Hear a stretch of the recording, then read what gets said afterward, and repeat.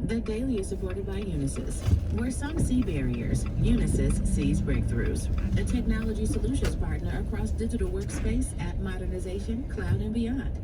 One breakthrough sets the next in motion. Unisys keep breaking through. More at unisys.com. Rigorous reporting told through a human lens. Go deeper into the most important stories of the day with The Daily, an audio series from the New York Times.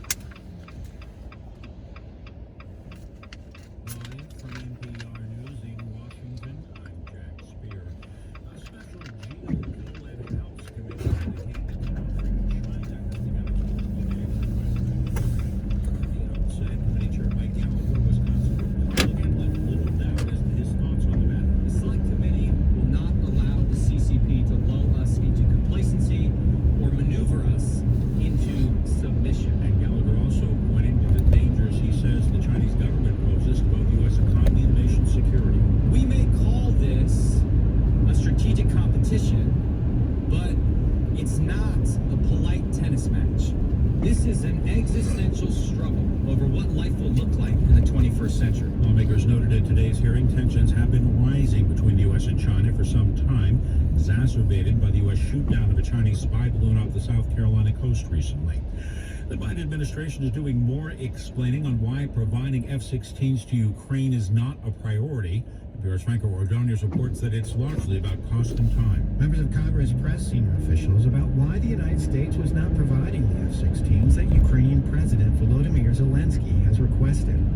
Colin Kahl, the Undersecretary of Defense for Policy, said it would take 18 months to get them going, and the cost, at least $2 billion, would eat into other needs. The president did have this conversation with President Zelensky in Kyiv last week. It is a priority for the Ukrainians, but it's not one of their top 3 priorities. Zelensky has been pressing the U.S. for jets, but U.S. officials have said they're not the weapons Ukrainians need most in the short term. Kahl said the more immediate priorities are air defense systems, artillery, and anti-armor systems. Franco Ordonez, NPR News. In a split vote, advisors to the Food and Drug Administration have found the first vaccine for protecting older adults against RSV appears safe and effective. More from NPR's Rob Stein. The FDA advisors voted 7-4 that the vaccine made by Pfizer appears safe and effective at protecting people ages 60 and older against the common respiratory virus. Those voting against the vaccine expressed concern with some safety issues, including the possibility that the shot may increase the risk for a rare neurological complication known as Guillain-Barré syndrome. They also argued the company had not provided strong evidence that the vaccine works well. The same advisors will consider another RSV vaccine made by GSK on Wednesday. The FDA will decide by May whether to approve them. Rob Stein, NPR News. The Commerce Department has kicked off the process for computer chip manufacturers to potentially access billions in government support to build new facilities and to expand. Commerce unveiling the application process for $39 billion. Require companies seeking the funds to show how they'll develop local workforce, in some cases, affordable child care. This is NPR. A search warrant was unveiled today in the case of 4 University of Idaho students who were slain in November. It contains details of items seized in a search of suspect Brian Koberger's home. Northwest Public Radio's Lauren Patterson reports from Moscow, Idaho.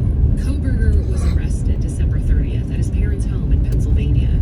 He had returned home after finishing his first semester as a PhD student at Washington State University.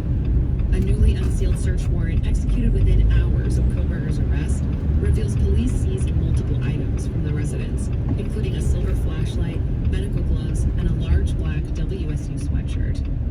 Koberger is charged with 4 counts of first-degree murder and 1 count of felony burglary for allegedly entering the home with the intent to kill. He was extradited to Idaho and is awaiting his evidence hearing in late June. For NPR News, I'm Lauren Patterson in Moscow, Idaho. Court documents say Fox Corporation Chair Rupert Murdoch has acknowledged that some Fox News commentators endorsed false allegations of a stolen 2020 presidential election. Allegations are central to a lawsuit against the cable news network filed by Dominion Voting Systems. In court filings, Dominion says Murdoch acknowledged that Fox commentators Lou Dobbs, Maria Bartiromo, Janine Pirro, and Sean Hannity endorsed the false narrative of a stolen election. Attorneys for Fox note Murdoch testified he never discussed Dominion or voter fraud with any of the the accused hosts. Stocks lost ground on Wall Street today. The Dow fell 232 points. The Nasdaq was down 11 points. The S&P 500 dropped 12 points today. I'm Jack Spear, NPR News in Washington. Support for NPR comes from NPR stations. Other contributors include Carla Itzkovich, whose gift in memory of Moises Itzkovich, founder of the Moises Itzkovich Foundation, helps provide public radio news and information to communities around the world, and the Lemelson Foundation. From the New York Times, I'm Serena Tavernisi, and this is The Daily.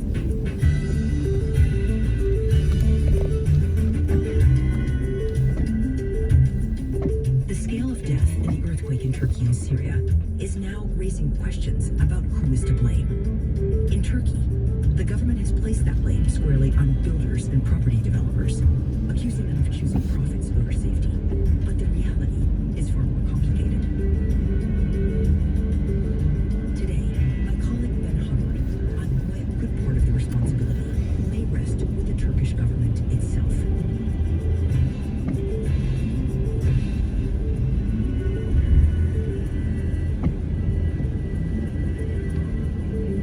It's Tuesday, February 28th.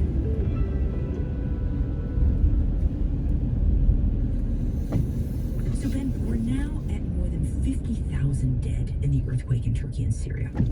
And for weeks, the question we've all been asking is, how is it possible that so many people could have died? You've been investigating that question in Turkey, where the loss of life was by far the greatest. Tell us what you've learned so far. The first thing we need to acknowledge is that this was a very powerful quake and it struck a very, very large territory. So that's what we're starting with. And when I got to the earthquake zone after this had happened, one of the first things that struck me is that not everything is knocked down. You have this sort of puzzling mosaic of like some areas where the buildings, at least from the outside, look more or less fine. And then all of a sudden you'll find one that's like completely flat. There was one particular site that we went to where there was a work crew working, trying to rescue some people who were trapped in the rubble, and there just happened to be a bunch of volunteer construction workers who were standing around, sort of willing to help out. They were there with their hard hats and their equipment, and they were inspecting the site, and they were commenting on how the rebar that was there looked like it was poor quality, the cement looks like it was kind of weak. One of the guys literally walked over and picked up this big chunk of concrete and sort of tore it apart with his hands. And they were just all clicking their tongues and just really asking, like, what happened here? Like, what was wrong with these buildings that fell down? How were these buildings built? Then this wondering about these buildings just turns into anger. Almost a week after the earthquakes, the blame game begins. And the government responds. And they respond by going after the builders. Turkish authorities have issued arrest warrants for over 100 people. They include contractors, architects, and engineers accused of shoddy and illegal construction. They start by arresting construction contractors, people who were linked to some of these buildings, and then that really accelerates. 2 property developers have reportedly been arrested at airports, accused of trying to flee the country.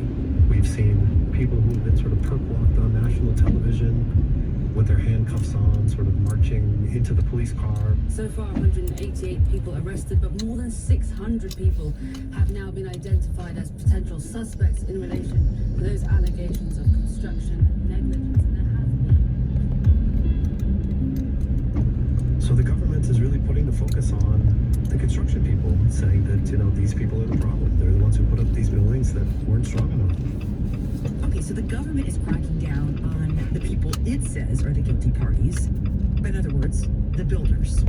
Right, but it turns out it's much, much more complicated than that. I mean, me and my colleagues here in Istanbul started looking into this, investigating who these people were, how the industry works, and just trying to figure out, you know, how did these buildings get built and what were the problems? Why were there buildings that came down and other ones that didn't? And I was still very early in the process. It's difficult to sort of even identify some of these buildings and figure out who was responsible for them, who built them. But what we found is that the story really starts back in 1999. This was when you had the last really massive earthquake in Turkey. Desperate rescue efforts were underway in western Turkey today after a massive earthquake struck during the night. Its epicenter. This is a very powerful earthquake that hits the city of Izmit, which is not far from Istanbul. Some buildings swayed and survived while others collapsed. According to local people, this one here may have fallen because the top 2 stories were jerry-built without official permission. There's huge damage to the city, collapsed buildings, and